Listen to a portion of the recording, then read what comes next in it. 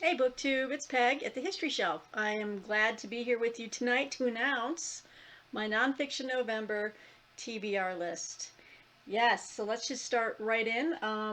Actually, I'm going to announce the results of the poll that informal poll that I asked of all you guys out there of which of the three books in one of my recent videos you would like to see me read. And the results were overwhelmingly for da, da, da, da, A Great Idea at the Time, The Rise, Fall, and Curious Afterlife of the Great Books by Alex Beam. So I'm adding this to my TBR list. This is going to be your pick for me, and this is actually the skinniest and smallest read out of all of the books that I am selecting, which is a total of five. There's probably six though.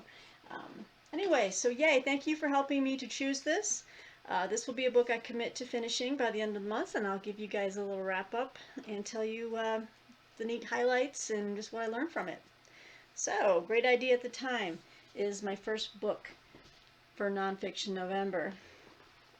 The second book here is a Harvard University Press release. It's coming out, I think it already has been published. It's new this month.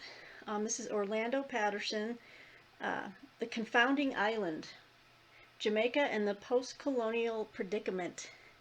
And I love studies of just nation studies. I guess this falls under the topic of cultural studies. I love that too. I love learning about different cultures, different societies, and obviously this is all about Jamaica. And this is written by a man who is from Jamaica. He calls it his homeland. And let me give you just a quick rundown of what this book will be about. Um, there are few places more puzzling than Jamaica. Jamaicans claim their home has more churches per square mile than any other country, yet it is one of the most murderous nations in the world. Its reggae superstars and celebrity sprinters outshine musicians and athletes in countries hundreds of times its size. Jamaica's economy is anemic and too many of its people impoverished, yet they are, according to international surveys, some of the happiest on earth. In The Confounding Island, Orlando Patterson returns to the place of his birth to reckon with its history and culture. I just started skimming the first couple of pages, and I know already I'm going to really enjoy this book. So, uh, yes, The Confounding Island, second book, and I will be writing a review for this on Steve Donahue's Open Letters Review website. So he was nice enough to send me the advanced reader's copy, and I'm happy to write a review for that as well. So that is one I will be finishing this month.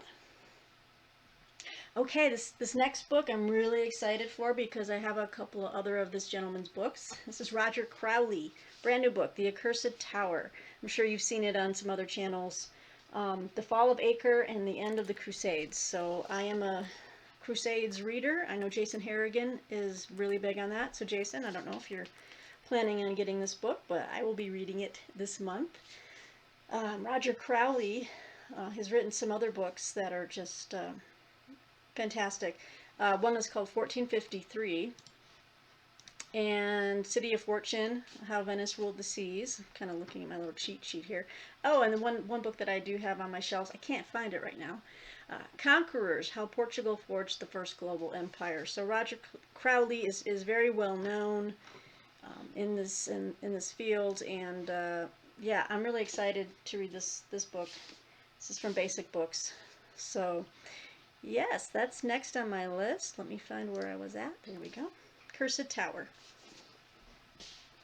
Chugging right along here. I've got a pretty dense read, but it seems fitting, I guess, for November with Thanksgiving coming up. I don't know why I'm equating these two, but we have The Puritans, A Transatlantic History by David D. Hall.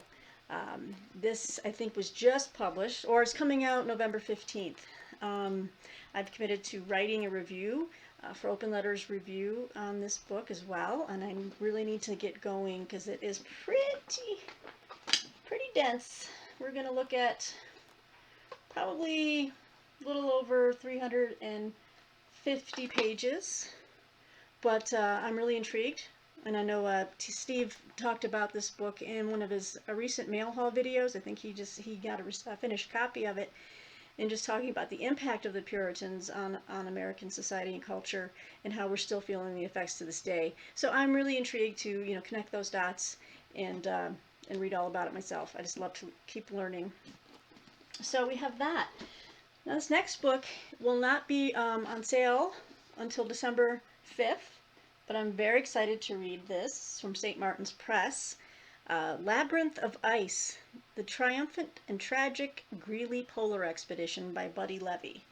And Buddy Levy has written, a few years ago, he wrote River of Darkness, which was about the search for, I think, El Dorado in the Amazon. That was a really great book. And he's written some other history and nonfiction books. I think a book on Geronimo. But I love polar or extreme, like Arctic and Antarctic exploration stories.